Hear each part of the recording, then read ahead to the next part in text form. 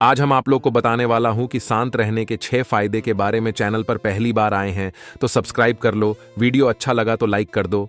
चलिए वीडियो को शुरू करते हैं। कितना बोलना है तो उस व्यक्ति को सफल होने से कोई नहीं रोक सकता। ऐसे व्यक्ति की सफलता सुनिश्चित है। जिस तरह कमान से निकला हुआ तीर लौटकर कभी वापस नहीं आता, ठीक उसी तरह से मुंह से निकले शब्द कभी वापस नहीं आते।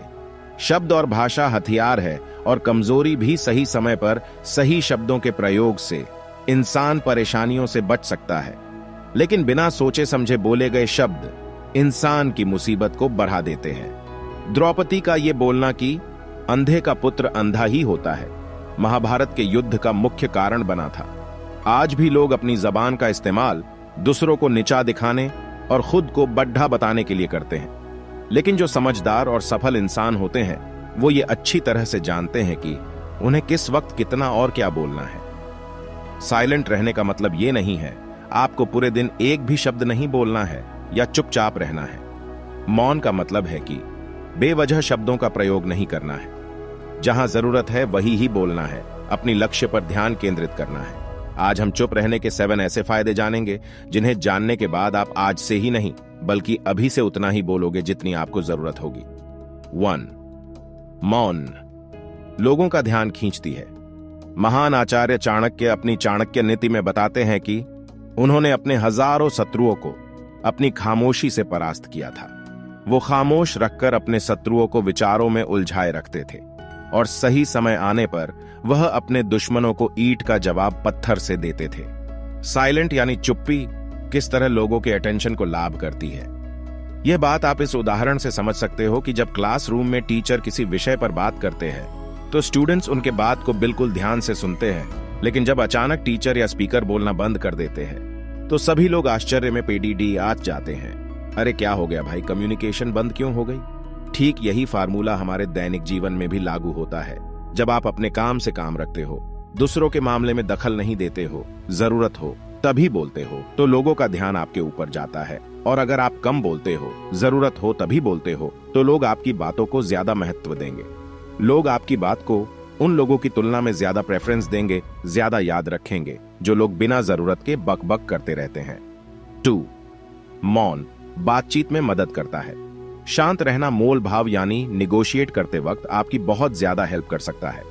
बातचीत के दौरान आप अचानक चुप हो जाते हो और सामने वाले इंसान को जवाब नहीं देते हो, तो ये खामोशी उस दूसरे इंसान को ये सोचने पर मजबूर कर देती है कि आखिर आप क्या सोच रहे हैं। तो फिर इसी चीज का आपको फायदा उठाना है।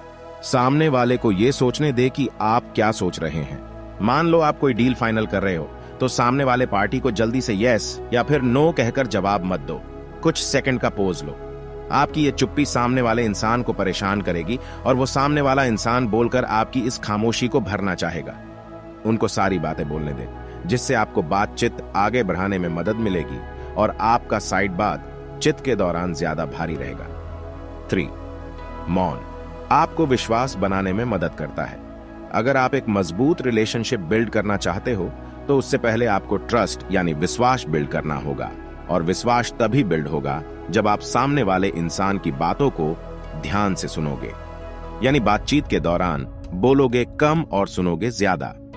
ऐसा करने से दूसरे इंसान को लगेगा कि आप एक अच्छे इंसान हो, सामने वाले की बात को अच्छे से सुनते हो, किसी को भी नजरअंदाज नहीं करते हो, और तभी तो वो आपके बातों को अच्छे से सुनेगा और ट्रस्ट बिल्ड होगा। 4. उत्तर प्राप्त करें। आपने ऐसे कई सारे लोगों को देखा होगा जो कोई प्रश्न पूछने के बाद रुकते ही नहीं है, अपनी बकबक चालू रखते हैं या फिर दूसरे को बोलने का मौका ही नहीं देते।